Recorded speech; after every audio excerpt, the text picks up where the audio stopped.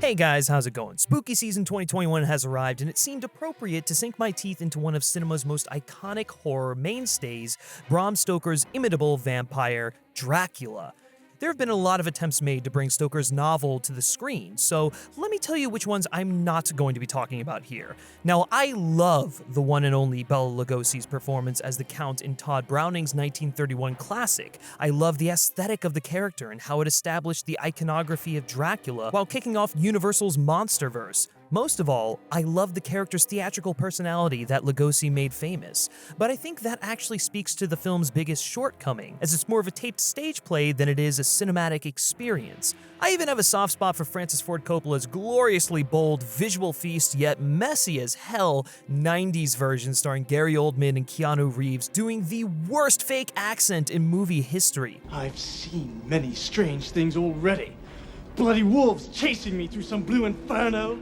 Actually, fuck it. I do love that version and have fond memories of it. Oldman is great, and the production design is off the charts, but I'll admit that it's so stylized and so engrossed in the spectacle of Dracula that it sacrifices some of the story and character of Dracula in the process. Regardless, we all know that there is one undisputed champion, and no, it's not Dracula Untold, but it is, of course, the 1958 British classic Dracula, or Horror of Dracula for us Yanks.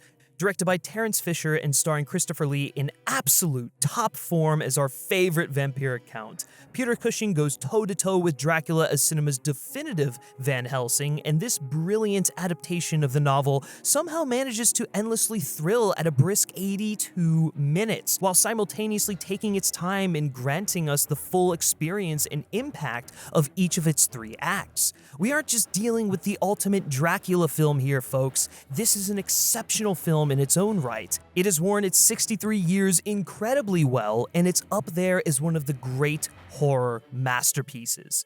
Not only that, but the film even manages to fit an equal measure of predation and perversion between the lines of its script. So come down to the crypt and sink your teeth in what is absolutely the best Dracula movie of all time.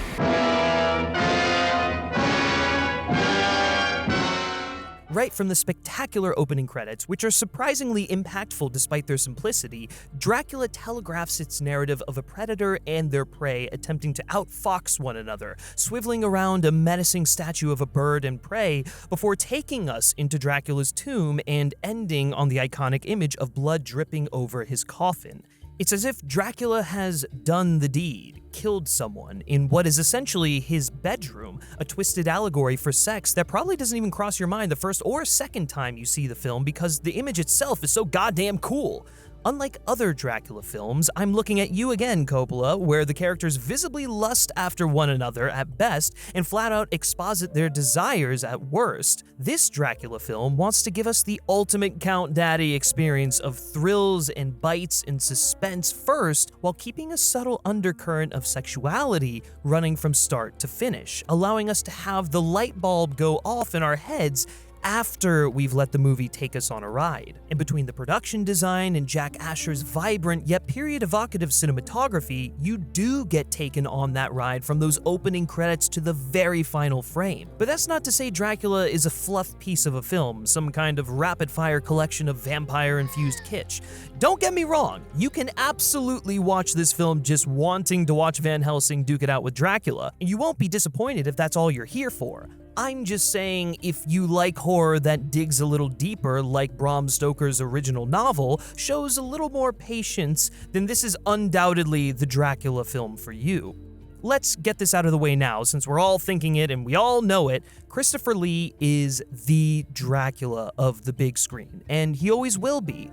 Bella Lugosi might have been an aesthetic prototype for the Dracula of film and is endlessly enjoyable to watch, but Lee, with his imposing 6'5" figure, his toughened yet gentlemanly looks, and the assist from the makeup department of introducing red eyes and fangs to the vampire when he is undead, adds a ton of menace to the character and almost instantly came to define pop culture's perception of not only Dracula, but vampires in general. I'd put it like this. Lugosi is unsettling, but he's also an approachable, kind of snobby aristocrat. With Lee, on the other hand, he's distant. Even from that very first shot of Dracula at the top of the stairs and the way he walks out of the shadows to greet Jonathan Harker with relative indifference, there's something very different about this Dracula, a cold and brooding dissatisfaction with the world that he can only cope with by feeding on the living. As Christopher Lee himself puts it, I've always tried to put an element of sadness, which I've termed the loneliness of evil, into his character. Dracula doesn't want to live, but he's got to. He doesn't want to go on existing as the undead, but he has no choice. It's in this opening act that Lee plays the character with the most potent displays of his loneliness of evil, having kept one woman at his side apparently for decades if not centuries, but with no other victim or true company. It's in fact when Harker kills Dracula's undead companion, who we learn through her fight with Dracula is not there consensually, but is instead trapped by needing to be close to her resting place every day, that Dracula becomes motivated once again, forced into action so as to keep his curse alive through another victim.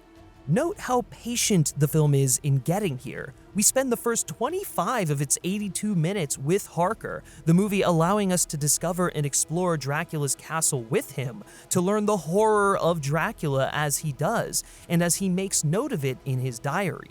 We get to see him interact twice with Dracula's captive. We only get a couple of minutes with Dracula himself, and yet it never feels like the film is dragging its feet.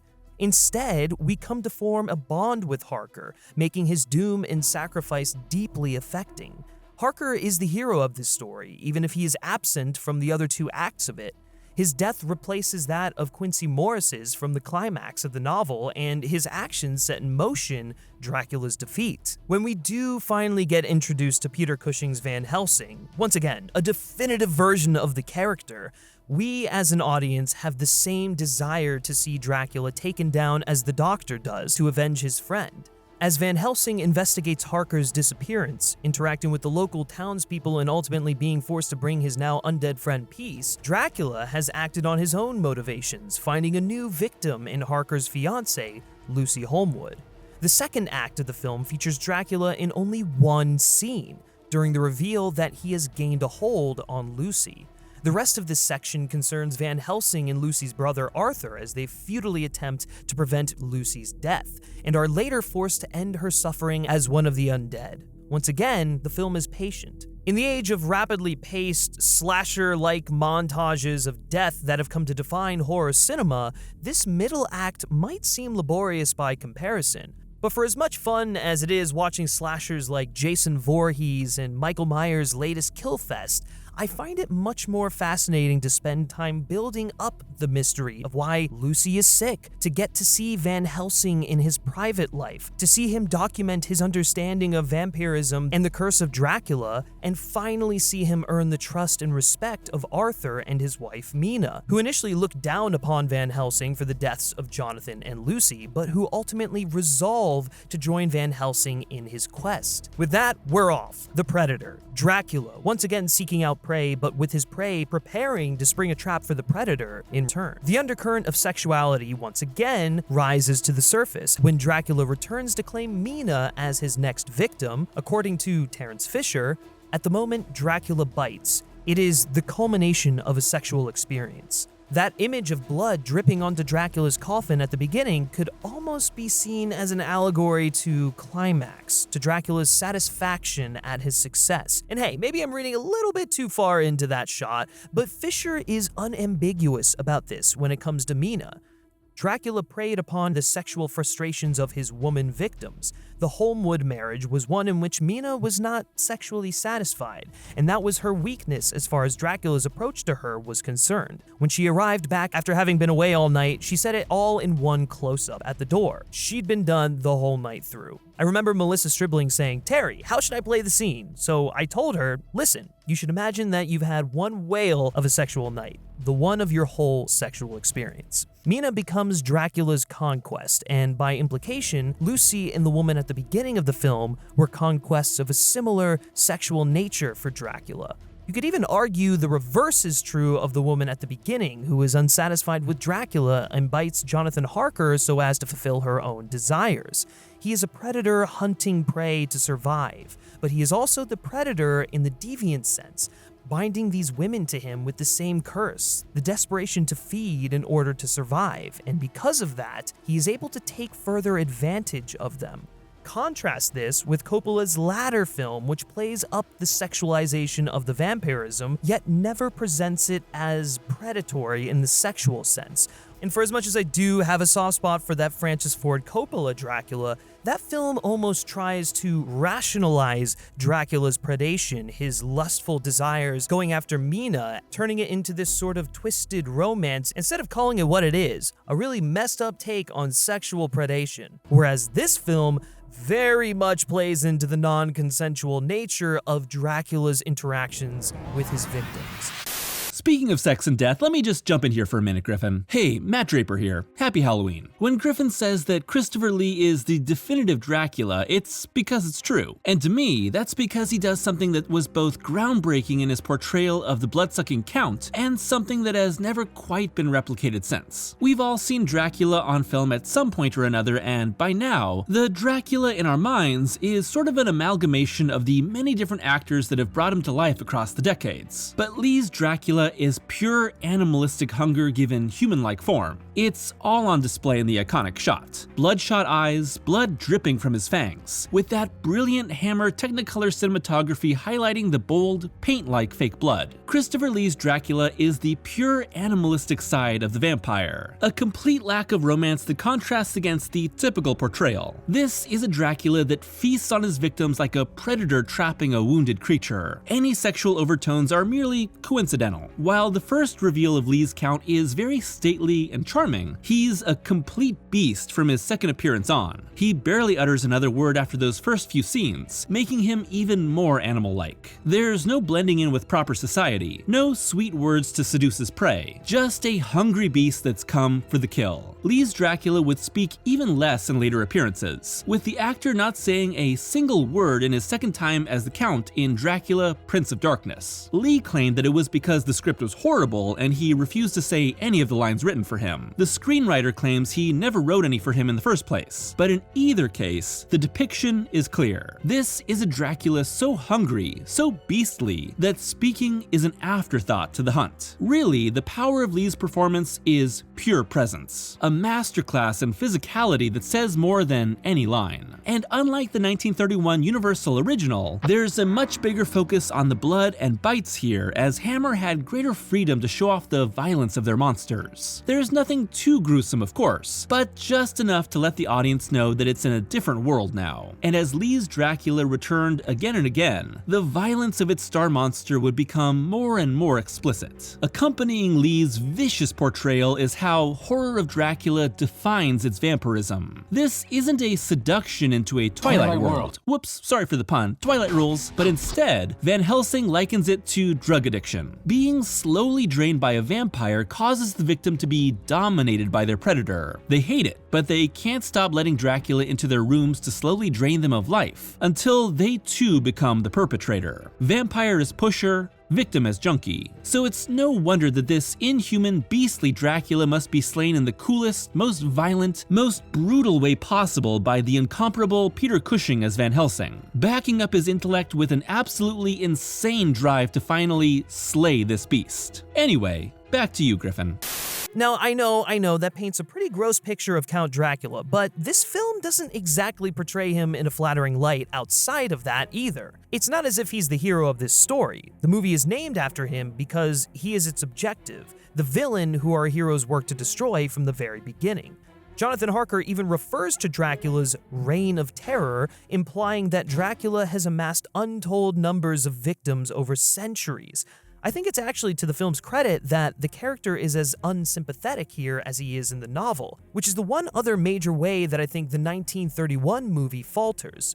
Lugosi's Dracula isn't a purely evil figure whose destruction you long for, whereas Dracula in this film is a pretty ruthless bastard who I can't imagine has any supporters. And you know what? If there's any supporters out there, maybe you should do some soul searching. I don't know. It makes Dracula's inevitable demise that much more satisfying. And actually, quick aside, this finale is amazing. I mean, with only 10 minutes left in the film, Van Helsing is still administering a blood transfusion from Arthur in in order to save Mina. From there, we get Arthur offering Van Helsing wine, Arthur's servant insisting that Mina ordered her not to go to the cellar, the revelation that Dracula has used the cellar as his hiding place, Mina's kidnapping, a carriage chase to Dracula's castle, the final fight between Van Helsing and Dracula, and the spectacular moment where Van Helsing rips down Dracula's curtains in order to kill the vampire with sunlight. All of that happens in 10 minutes, and yet none of it feels rushed. It's like someone pulled some Harry Potter magic in order for a 2-hour film to fit within and feel like 80 minutes. All of the beats in the finale feel wholly satisfying. We get to feel Van Helsing's rage at Dracula for the death of his friend. We get to feel genuine fear when Dracula nearly bites the doctor, and relief when Dracula crumbles to dust in a special effects masterwork. Listen, horror isn't an easy genre to convert someone into watching. If you're watching this, you're probably already a fan of the genre, and already a fan of Count Dracula. I know it's hardly a hot take to tell you that the 1958 Dracula is a great horror film and one of the best Dracula films, if not the best, as I've already said. It is, after all, the movie that solidified the Dracula mythos and style in the eyes of cinema-goers. It introduces the best Dracula actor and the best Van Helsing actor, and both are on top form right from the start. It's a gorgeous film despite how thematically dark it is, and I know I've already said this twice, but it bears emphasis. It has aged wonderfully. Most importantly, it gives us that sharpened vampire fang bite mark on the neck, careful with that crucifix, Abraham, horror thrills that any vampire movie should strive for, in which I'd actually argue a fair amount of vampire movies have lost sight of in recent years. But with all that being said, Dracula is a phenomenal film in its own right. Jimmy Sangster makes the right call in paring down the novel to focus on its core plot, creating a more intimate story but still retaining the perfect amount of world building, which both endears you to Van Helsing and the heroes of the story, but also allows you to be invested that much more in their victory over Dracula. He even fits humor into these 82 minutes with the scene where the Undertaker cautions Van Helsing about how treacherous the steps are, being particularly successful in that regard. Truthfully, I'd argue that the only real flaw in this film is that the humor comes in one too many times, as it breaks up the tension that was building during the finale when we see the border guard's night disrupted by Dracula's carriage and then again by Van Helsing's. In the grand scheme of things, though, that's a minor quibble. This film was so brilliant and was so successful that it spawned an entire run of Hammer Horror Dracula films, particularly the excellent follow-ups Dracula Prince of Darkness and Dracula Has Risen from the Grave, where Lee turns in his usual brilliant work, and the films themselves are terrific in their own right. Of course, in the case of 1958's Horror of Dracula, the first really is the best, and honestly, it's the best Dracula film, period. So if you are someone who isn't really into horror, put Dracula on this Halloween. It's a fantastic gateway into the genre, and even if it doesn't convince you to bite deeper into the genre, you're at least in for a great movie. For those of you who are horror buffs, you've probably seen this version of Dracula already, but maybe it's been a while, maybe you even prefer one of the other Dracula films, give this one another viewing, and maybe you'll see it in a new light. Hopefully you won't crumble into dust, though, like Christopher Lee. I don't think many of you are vampires. If you are a vampire, please comment in the comments below.